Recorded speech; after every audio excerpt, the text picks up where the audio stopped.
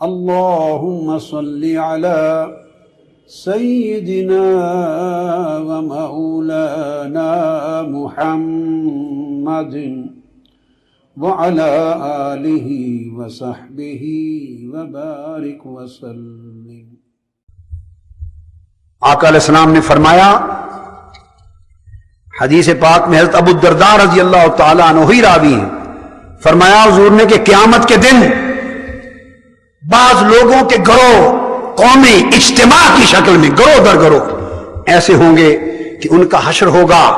قیامت کے دن وہ بلائے جائیں گے، بڑی عزت کے ساتھ بلائے جائیں گے، بڑے اکرام کے ساتھ بلائے جائیں گے، اور ان کے چہرے روشن ہوں گے،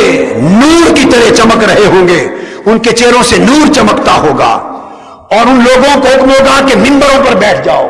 وہ ٹیلوں اور ممبروں پر بیٹھ جائیں گے، اور وہ ٹیلے اور ممبر موتیوں کے بنے ہوئے ہوں گے، موتیوں کے ممبروں پر بیٹھ جائیں گے، اور دنیا ان پر رش کرے گی۔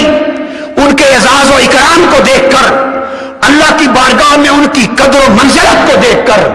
اللہ کی بارگاہ میں ان کی قدر، ان کی قربت کو دیکھ کر، ان کے چہروں سے چمکتا نور دیکھ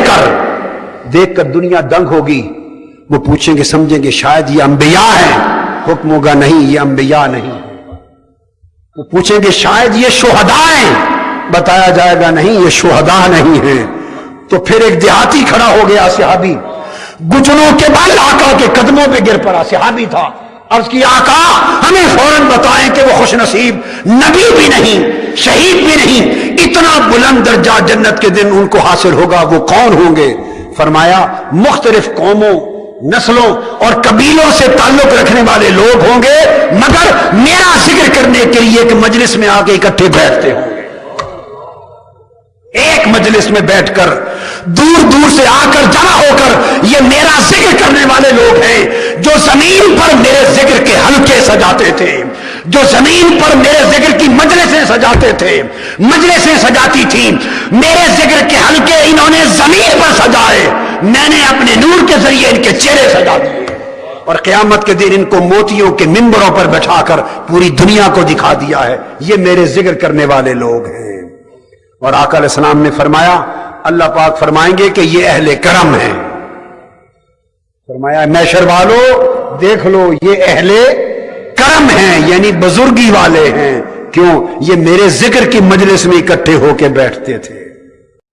الصلاة والسلام علیک یا سیدی یا رسول اللہ وعلى آلك وأصحابك وأهل بيتك يا سيدي يا حبيب الله